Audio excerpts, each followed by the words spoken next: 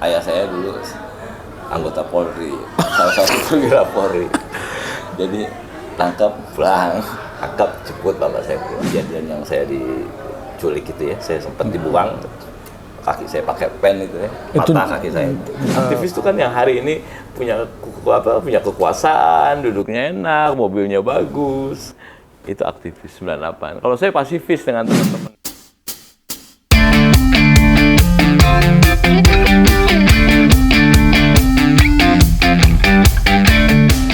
Bang, jadi dari kisah kan udah dari Bandung datang ke Jakarta. Sebenarnya gini bang, yang menarik, kita sudah mulai masuk ke cerita masa lalu nih bang. Oke. Selama abang dan teman-teman berjuang secara pribadi nih bang, sebenarnya abang sudah pernah menerima perlakuan apa aja bang di zaman itu bang? Diapain aja bang waktu itu bang? Banyak saya. Ditangkap sih udah nggak dihitung lah ya, banyak lah, ditangkap keluar, keluar. Tangkap keluar kenapa? Ya karena ayah saya dulu anggota Polri, salah satu perwira Polri. Jadi tangkap, pulang, tangkap, jemput bapak saya pulang. Tapi bapak saya nggak pernah marah, almarhum bapak saya nggak pernah marah. Padahal, justru mendukung bang? Iya, bapak saya bilang ini adalah satu bentuk perjuangan kalian. Jadi kalian berjuang aja. Gitu. Wih, luar biasa bang. Selagi kalian tidak melakukan hal-hal yang sifatnya kriminal, lakukan. Gak apa-apa. Berapa kali saya tangkap, sampai akhirnya kejadian yang saya diculik itu ya, saya sempat dibuang, kaki saya pakai pen itu ya, patah kaki saya. Awalnya ceritanya gimana bang? Kalau boleh share kami bang. Waktu itu saya ke ATM ya, tahun 97 ya, sekitar bulan Oktober kalau nggak salah, Oktoberan lah ya. Saya ke ATM, tiba-tiba ada sekelompok orang nyamperin saya, terus saya diminta untuk tidak cerita, tidak teriak atau apa. Karena saya diancam, kalau sampai teriak saya tembak. Oke. Saya dibawalah ke satu tempat, di mana tempat itu kita tahu lah, aktivis tahu. Aktivis masuk situ kalau nggak mati cacat. Cacat. Oke. Aktivis Jakarta tahu semua. Nggak perlu saya sebutin. Ya kan? Ya saya juga tahu bang. Masuk situ kalau nggak cacat mati gitu kan, selesai. Masuklah saya situ. Setelah itu malam itu saya dibawa dengan tangan terikat, dengan mata tertutup. Sekitar tengah malam ya. Pokoknya saya ingat sekali pas kejadian itu saya jatuh itu sekitar jam 3-an. Jam 3 subuh. Gitu. Itu kaki saya sudah patah ya. Sudah lepas kaki. Makanya kalau kita lihat perjuangan aktivis hari ini, nggak ada apa-apanya kalian ini. Nol. Beda dengan kawan-kawan kita. Kawan-kawan kita yang 90. Sampai 98 berjuang. Wah, luar biasa mereka. Ada yang hilang, mati. Yang hari ini kita nggak tahu kawan-kawan ini. Diculik di mana, dikuburnya di mana, dibuangnya di mana. Kita nggak tahu. Nah ini yang kita sayangkan, Bang. Dari kawan-kawan kita yang hari ini ada di kekuasaan. Cobalah kalian teriak ini gitu, ya kan? Cobalah kalian teriak, di mana kawan-kawan kita ini, gitu. Kan kalian ada di dalam kekuasaan, gitu. Pada saat ini bang, soal abang yang diculik dan dibuang itu bang, abang diapain bang? Terus dibuang itu abang sadar di mana gitu kan? Saya ada pokoknya di sekitaran Jawa Barat. Di Jawa Barat. Jawa Barat ya, Jawa Barat. Sebelum dibuang diapain bang? Saya nggak ada apa-apain. Kita cuma diikat, ditutup mata kita. Oh gitu? Iya. Cuma kan kita lama-lama posisi lemas karena dari siang kan kita nggak dikasih minum, kita nggak dikasih makan. Diikatnya di mana itu? Di ke belakang, tangan ke belakang, ya kan? Mata ditutup pakai lakban. Ya? Makanya saya bilang. Itu pas diikat itu abang masih tahu di mana posisinya? Saya tahu, saya ingat. Yang turun dari mobil tuh saya tahu. Yang di tempat itu yang tempat tadi? Tempat itu saya tahu. Saya tahu. Di situ semua. Ada berapa orang bang? Banyak. Banyak? Banyak. Di kereta abang itu banyak? Di gerbong saya sekitar 20-an lah ya. 25-20. Ada 20 sampai 25 orang. Abang sendiri nggak diapa-apain? Yang lain? Oh sama, kita nggak ada apa-apain. Pokoknya kita dibuang-buang satu-satu. Oh gitu? Tapi kita nggak tahu kondisi dibuangnya seperti apa gitu kan. Kita nggak tahu kan. Karena saya banyak sekali dengar letusan tembakan kan. Ada letusan tembakan bang? Letusan tembakan. Saya dengar gitu. Dan ini kan nggak menutup kemungkinan teman-teman kita juga yang dihabisin saat itu. Sangat miris Mas kalau itu Bang, kalau kita lihat ya peristiwa-peristiwa itu yang ya itulah teman-teman 98 yang hari ini apatis mempertanyakan itu. Bang, menarik Bang sebenarnya Bang. Masyarakat perlu tahu Bang. Kronologis Bang. Waktu maksudnya yang Abang rasakan ketika diangkut, diikat matanya di dalam kereta. Terus cerita Bang tentang soal pas Abang dibuang itu, Abang merasakan apa di mana pada saat dilempar gitu. Saya itu saat pertama kali ditaruh di dalam kereta, saya sudah hopeless. Saya berpikir malam itu saya udah lewat. Tapi rupanya Allah berkehendak lain. Saya cuma ditendang, dibuang, dilempar keluar. Gitu. Saya tidak ditusuk, tidak ditembak, tidak dipukul, enggak. Saya cuma dibuang. Yang akibatnya kaki saya patah. Karena tangan saya kan nggak bisa nahan, tangan saya ke belakang, terikat. Jadi saya nggak bisa nahan. Satu-satunya jatuh itu ya nahannya pakai kaki kiri saya. Dan itu yang bikin kaki saya jadi patah, lepas. Karena saat dilempar itu kan kereta dalam posisi kencang. Bukan dalam posisi pelan. Posisi kencang kereta. Kita dibuang seperti gitu. Dan saat itu saya masuk ke dalam rawa-rawa. Semak-semak berduri ya. Jadi muka itu waktu itu kan ke kiri gitu. Ada 2 pertanyaan Bang. Pertama, apa karena orang-orang ini tahu kalau Abang anaknya anggota, makanya Abang tidak diapa-apain? Mungkin. Yang kedua, pertanyaannya adalah siapa yang nyelamatin Abang waktu itu Bang? Kalau saya anak dari seorang perwira polisi pasti tahu. Karena beberapa kali kita bikin pertemuan-pertemuan di rumah itu kan dipantau terus sama Babinsa ya. Kalau dulu ada Babinsa ya, dipantau terus. Tapi mereka ngeliat, oh ini rumahnya polisi nih, gitu, perwira polisi. Makanya mereka sangat-sangat jaga jarak. Nah orang yang pertama kali bantu saya jatuh, nolong saya di situ adalah masyarakat karena saya teriak-teriak.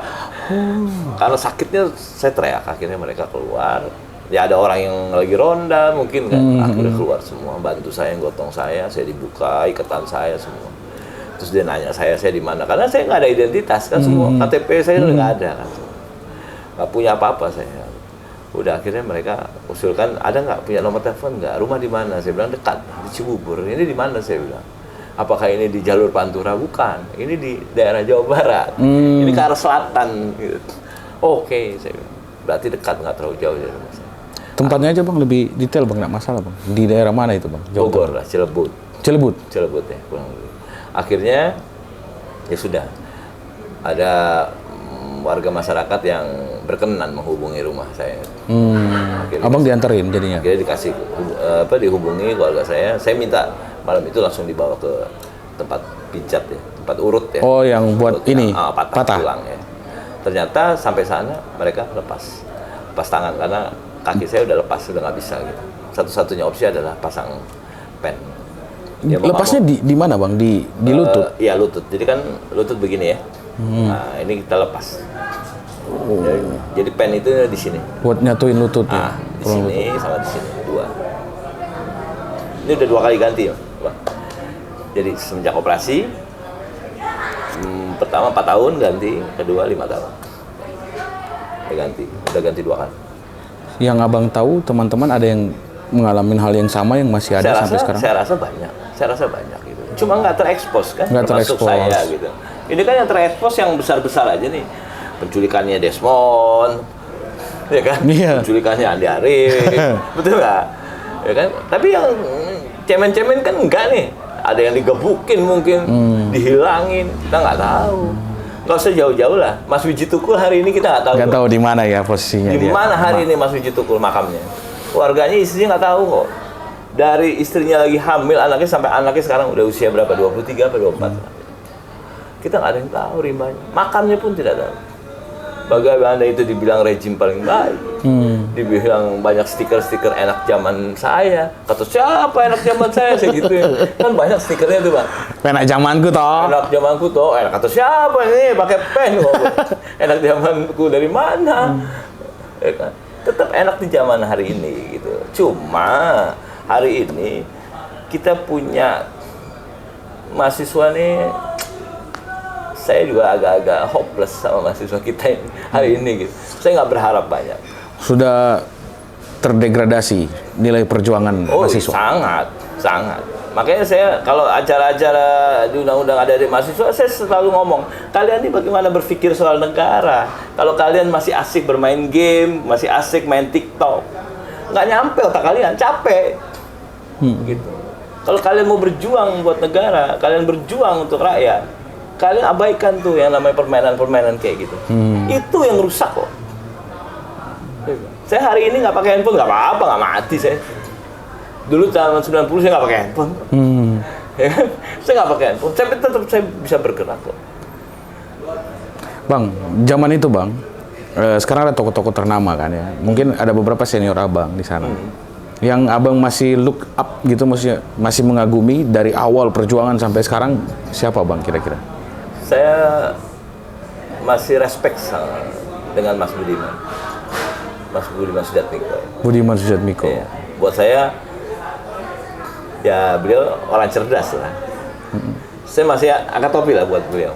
Keren ya, memang dari cara bicaranya, ya, tenangnya. Bang, sebelum lanjut Bang, kita minum dulu Bang. Oh siap. Siap. Lanjut Bang. Oke.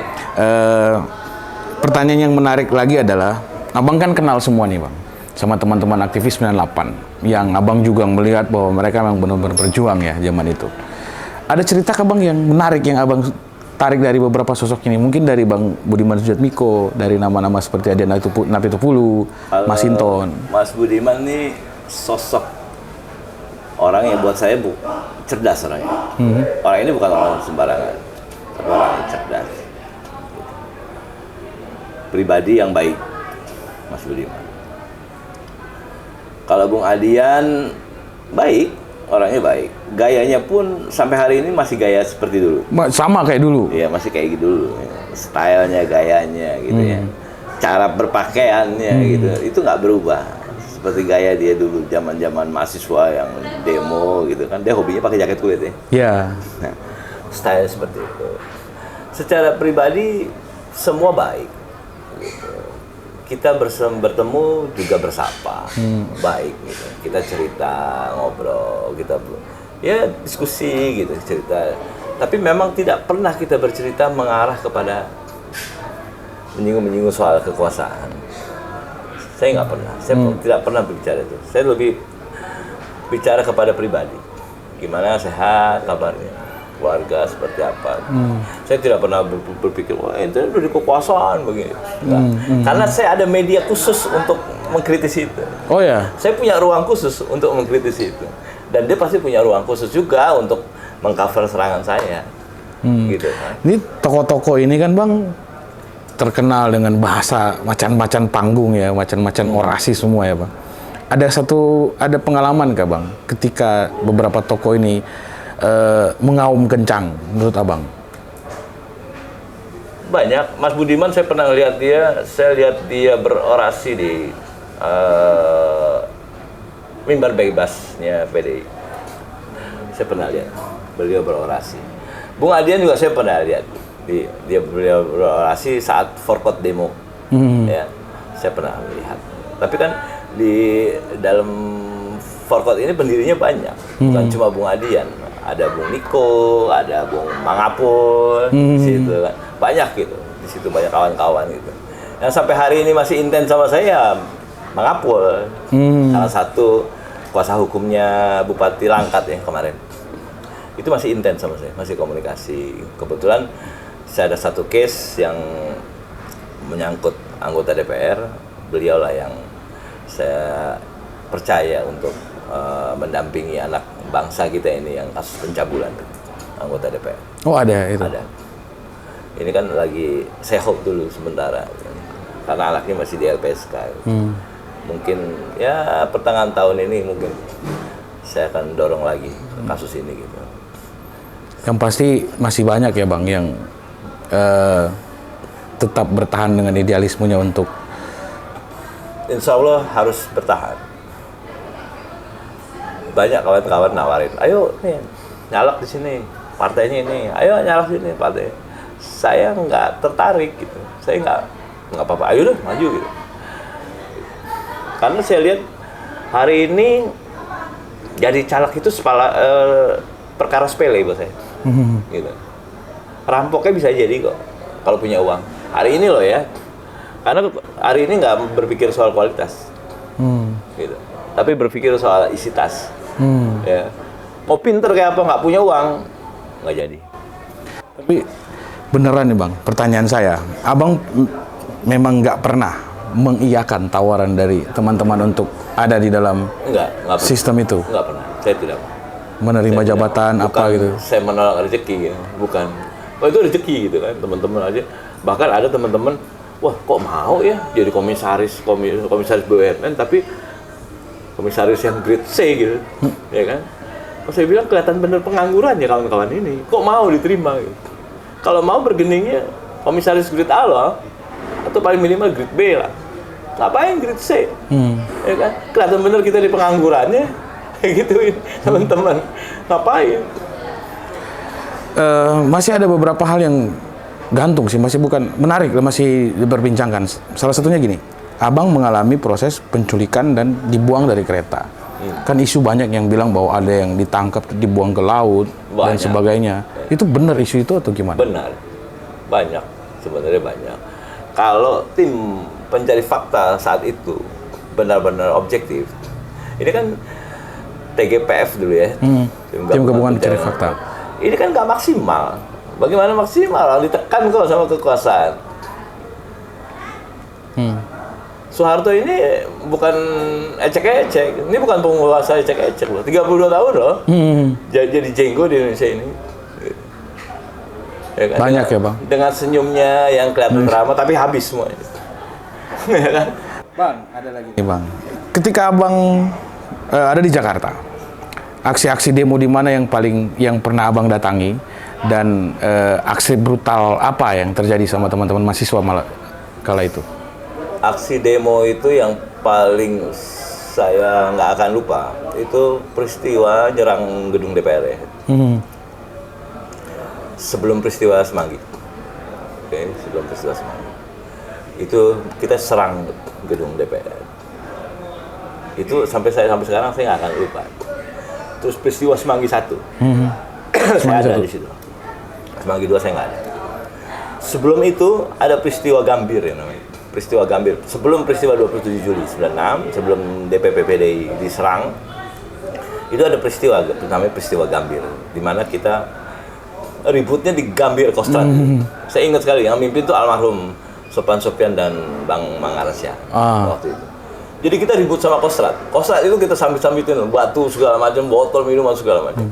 Jadi kita ributnya sama Kostrad. Waktu itu kita mau ke Kemendagri. Waktu itu kita mau ke Kemendagri, dicegat di situ sama Kostrad.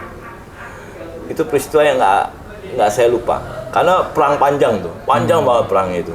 Dari siang itu sampai menjelang sore nggak berhenti di situ. Lama itu perang di situ, agak lama. Makan waktu agak lama. Gitu. Sampai akhirnya kita terjepit karena dari sana ada pasukan BKU, dari sini BKU. Kita terjepit tuh di tengah-tengah. Yang waktu demo tembak-tembakan itu Bang, Abang ada? 98 itu peristiwa Semanggi 1. Semanggi 1? Semanggi 1 itu sudah. Itu peluru yang dipakai? Iya, peluru benar itu. Peluru tajam? Ke dalam kampus Atmajaya, itu peluru benar. Abang di dalam waktu itu? Saya di dalam, saya ada di dalam. Tadi saya di luar. Itu 9? Peristiwa Semanggi 198 ya. 98, berarti ya. Abang dalam kondisi kaki? Oh iya, saya masih pakai tongkat. Saya masih pakai tongkat. Tapi saya ingat saya masih diselamatin sama Kadispen Polda Metro waktu itu. Pak. Siapa ya? Saya lupa kolonel tuh. Bekas Kadispen Polda terus jadi Kadif Humas. Oh. Kadispen berarti sekarang Kabid Humas ya? Waktu itu Kadispen. Kadispen itu sekarang Kabid Humas. Kabid Humas. Terus karirnya dia sempat jadi Kadif Humas. Bang, kami juga tahu Bang bahwa ada cerita di mana di zaman itu selain Abang ini memang anak dari anggota, sempat Bang, Abang ini jadi target operasi nih untuk diamankan. Bener gak itu Bang? sepertinya kayak gitu kan. Cuma mungkin karena saya pikir, oh ini bapaknya anggota ya kan. Bapaknya perwira polisi nih. Ini nggak mungkin stuck peristiwa ini. Gitu kan. Pasti akan jadi panjang. Mungkin itu kali yang membuat saya akhirnya dibuat cacat sama mereka. Itu mungkin. Berarti kalau bukan anggota mungkin mati, Bang. Bukan Bisa jadi. Kenapa enggak gitu kan? Bapak saya ini kan rada-rada kan bapak saya ini. Karena bapak saya ini bukan polisi sembarangan gitu. Bapak saya ini pejuang, Pak. Bapak saya bekas menpor, resimen pelopor. Resimen pelopor, Ranger itu angkatan kedua bapak saya. Setelah Pak Antun Sujarwo. Nah, bapak saya 65 itu berangkat ke Malaysia. Konfrontasi Malaysia. Pembebasan Irian Barat. Tim-tim bapak saya ikut. Sampai Cakrabirawa. Bapak saya dulu bekas Cakrabirawa. Cakrabirawa. Salah satu pengawal presiden. Dari situlah saya melihat bapak saya belum pernah di polisi umum, Bang. Belum pernah. Di pasukan terus. Di Brimob sampai akhirnya terakhir dia di Diklat. Dapat jenderal situ. Di Diklat, iya terakhir. Bang, selama itu berapa kali Abang ditangkap? Dan orang tua berapa kali menyelamatkan? Lebih dari 12 kali. Lebih, tangkap tuh lebih dari 12 kali. Semuanya diselamatkan orang tua. Orang tua? Semua diambil sama Bapak? Bapak, sama almarhum Bapak. Bang, kenapa zaman itu Abang sampai termasuk dalam satu toko yang di DPO? Apa yang membuat Abang jadi spesial itu? Mungkin saya agak frontal ya, Bang ya. Karena saya kalau diajak demo saya nggak mau. Yuk demo yuk, enggak. Chaos nggak? Tanyanya itu Bang ya? Saya tanya, chaos nggak? Chaos, ayo kalau chaos saya ikut. Kalau nggak chaos saya nggak mau. Oh ya? Iya. Oke. Ya, nah saat itu besok pagi demo, siang demo, malamnya saya udah buat molotov. Saya udah siap-siap tuh. Memang spesialis rusuh Bang ya? Kalau rusuh, saya senang. Mau dimanapun saya datengin.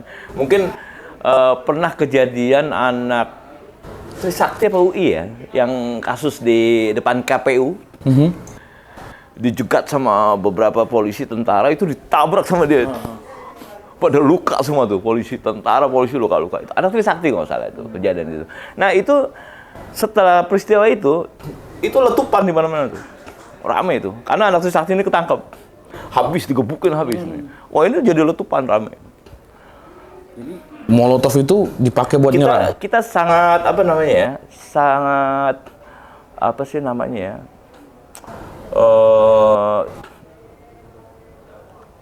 empati dengan teman-teman. Kejadian teman-teman di mahasiswa di daerah, kejadian teman-teman di kampus lain, ada kejadian apa-apa, kita ikut bergerak kok. Gitu. Kalau hari ini kan enggak. Jadi ini masih menarik nih Bang. Yang soal ini Bang, yang soal Molotov itu Bang. Itu anggota semua yang kena Bang? Pasti kena. Pasti canai kebakar ya. Pasti canai kebakar. Nanti begitu saya lari ketangkap, jangan nih anak komandan. Bang, pas lagi saya. Apa karena gini Bang? Secara psikologis, Abang merasa nyaman, aman karena selalu diselamatin sama Bapak dan sampai sebrutal itu? Sebenarnya sih bukan karena itu juga. Gitu. Karena waktu saya kuliah pun teman-teman saya nggak tahu kalau bapak saya ada seorang polisi. Saya nggak pernah cerita kalau saya anak polisi. Saya nggak pernah cerita. Teman-teman tahu bapak saya polisi setelah mereka main ke rumah. Mereka lihat foto bapak saya besar dengan mama saya. Oh, bapak polisi, malu saya lo begini. Enggak, saya nggak pernah bawa nama bapak saya. Itulah kan maksudnya ada pandangan itu pasti. Lo berani karena lo anak polisi gitu kan? Pasti. Kalau orang melihatnya kan itu, karena dari luar kan. Tapi saya di dalam kan, saya tahu. Saya, kakak saya yang nomor 2 ini, nggak ada yang tahu teman-teman kita ini kalau kita anak polisi. Kecuali teman-teman yang udah ke rumah lihat, oh, bapaknya polisi, pantas aja gitu. Ada cerita nggak Bang untuk mengklarifikasi itu? Ketika Abang membangkang perintah dari orang tua, dari Bapak, untuk bilang bahwa gue nggak peduli Bapak siapa, tapi karena gue mau berjuang ini. Ada kalanya mereka, orang tua saya, baik bapak saya almarhum maupun mama saya, sudah jenuh, capek gitu ngelihat tingkah dua anaknya yang... Dua anak? Iya kan, kakak saya juga. Oh, sama Abang? Kan. Ini pulang, ini pergi, ini pulang, ini pergi.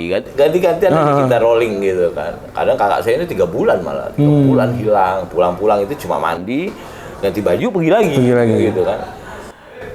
Jadi orang tua kadang-kadang ngerasa jenuh, lu mau ngapain sih kayak gini gitu. Apa sih yang lo perjuangin gitu. Tapi begitu berjalan seiring waktu, maka waktu akan menjawab itu. Oh ini yang mereka perjuangkan. Terus ada nggak sih feedbacknya buat kita? Hari ini kita rasain. Hari ini kita rasain bahwa perjuangan kita dihargai. Itu aja. Tapi hari ini saya justru malu kalau teman-teman bilang aktivis 98, saya ketawa, saya bukan. Saya bilang gitu, saya pasifis bukan aktivis. Oh ya? Saya pasifis. Saya bilang. Aktivis itu kan yang hari ini punya kekuasaan, duduknya enak, mobilnya bagus. Itu aktivis 98. Kalau saya pasifis dengan teman-teman ini gitu. Merendah begitu Bang ya, Iya, saya bilang. Karena kan hari ini kan banyak yang ngaku aktivis. Banyak. Peristiwa Pilkada DKI, Ahok maju bersama Mas Anies, ini kan muncul nih aktivis-aktivis apa, saya nggak tahu lah namanya. Makanya saya bilang, saya bukan aktivis, saya pasifis. Apa mereka yang pasifis sebenarnya Bang? Saya nggak tahu ya, tapi saya bilang saya pasifis, mereka aktivis. Oh. Gitu kan. Biar aja publiknya kan yang nilai. Abang selalu merendah ini Ya kan? Biar aja publik yang nilai kok Bang. Ya kan? Kalau mereka berjuang, silakan berjuang. Bukan saya yang nyatet sejarah, ya kan? Negara kok yang catat langsung. Bahwa ini pernah di sini, pernah kejadian ini, pernah kejadian ini. Kalau negara benar-benar peduli, gitu. Sekarang nih Bang, kalau Abang dari Abang sendiri nih untuk posisi sekarang, Abang memilih jalur perjuangan lewat mana Bang? Lewat lembaga survei tadi? Ya, saya tetap berjuang lewat jalur. Kalau saya memilih jalur independen, tidak lewat jalur partai politik, gitu. Agak gimana ya? Agak riskan karena saya orang dari lembaga survei. Kalau saya terlihat berafiliasi salah satu partai politik, maka masyarakat udah nggak objektif lagi melihat saya. Lembaga survei Abang itu bidang apa aja Bang? Survei itu semua kita. Sebenarnya sih konsennya ke politik. Politik. Politik. Wah, lebih menarik ya. Pileg, pilpres ini job saya nih tahun ini tahun saya. Tahun politik ya. Tahun politik. Tapi saya banyak juga membuat survei-survei institusi negara seperti kemarin. Polri. Alhamdulillah bisa membantu Pak Kapolri lewat survei-survei. Gitu. Bantu beliau. Ada beberapa Kapolda juga, Kapolda Sumut, Jabar, Jateng, Jatim, DKI. Untuk persoalan survei di tingkat Polri menarik, tapi sekarang kita ntar belakangan kita Polri. Kita tanya ke sisi politik dulu, Bang. Okay. Dari hasil-hasil survei Abang ini, ke depan kita sudah berbicara ranah pemilihan presiden. Okay. Dari hasil survei sekarang ada berapa tokoh yang kuat? Hasil survei saya terakhir kemarin di Desember setelah saya rilis survei Polda Sumut ya, itu rilis susulan apabila pemilu dilakukan di Januari 2023, maka yang paling berpeluang adalah Pak Prabowo menjadi presiden. Alasannya apa Bang dari hasil penelitiannya? Karena orang yang paling siap. Oh, semua lahir batin siap orangnya. Ya sudah siap. Masuk periode ketiga masa nggak siap-siap gitu Ya, Bang ya? Siap. Ini orang yang paling siap ya. Setelah itu Mas Ganjar. Mas Ganjar? Ya. Lanjutin Bang sebelum kita mengakhiri, udah malam ini Bang. Sudah panjang lebar nih kita bicara. Nggak akan habis waktunya kita untuk bicara kejadian 98, kegiatan Abang sekarang ini. Sekarang gini Bang, untuk mungkin closing statement Abang. Memasuki tahun 2023-2024, tahun politik. Banyak rekan-rekan Abang dari aktivis 98 yang ikut bertarung di panggung itu. Ada pesan atau harapan Abang ke teman-teman dalam menghadapi ini? Kalau pesan harapan ada ya. Kalau pesan nggak mungkin gitu, karena mereka orang-orang yang ada di kekuasaan saat ini, uangnya banyak, orang kaya itu susah mendengar apa namanya saran gitu, karena merasa dewa gitu, karena uang gitu. Ya, saya cuma berharap ya mereka disadarkan gitu, disadarkan dengan berjuang tetap di garis rakyat, garis masyarakat, untuk membela masyarakat, membela hak-hak masyarakat, memperjuangkan hak rakyat seperti yang kalian lakukan di 98. Kan motonya itu, ya kan? Apa namanya tagline kita waktu itu kan? termasuk tagline-nya Partai Rakyat Demokratik itu kan. Nomor 16 saya ingat sekali, Partai Rakyat Demokratik. Itu tagline-nya menolak takluk. Menolak takluk. Menolak takluk, tagline-nya. Jadi kita tolak kok. Kita tolak takluk gitu. Jadi walaupun nggak masuk gitu. Walaupun nggak masuk, tapi kita tolak. Dimanapun posisi teman-teman aktivis 98, harapan itu abang taruhkan ya. Iya. Sebagai rekan-rekan yang ikut berjuang zaman itu. Singkirkan ego kalian lah. Singkirkan ego kalian. Singkirkan ego kalian karena kalian berafiliasi dengan partai-partai politik. Itu intinya, supaya tujuan yang dari awal dibangun akan tercapai gitu Bang ya. Semoga, kalau saya berharap semoga Allah bisa bisa merubah pikiran dan hati mereka. Amin, amin. Itu aja. Gengs, semakin panjang cerita kita nih bareng Bang Iskandar. Kalau kita mau bahas panjang lebar tentang 98, tentang kegiatan Bang Iskandar sekarang, termasuk soal survei politik dan sebagainya, akan panjang lebar. Nanti kita mungkin akan buka sesi berikut. Kalau ada mungkin kesempatan lagi, kita akan berbicara dengan topik yang lain lagi. Tapi untuk malam ini, saya rasa sudah cukup. Banyak yang kita dengar, banyak juga pesan dari sisi yang menegangkan sampai sisi yang mengharukan. Kita harap cerita abang ini juga bisa jadi pelajaran buat publik di sana, buat teman-teman gengs-gengsnya Pijar TV di luar sana. Jadi untuk malam ini kita cukupkan saja. Salam Bhinneka, Happy Karundeng out. Makasih Bang. Siap.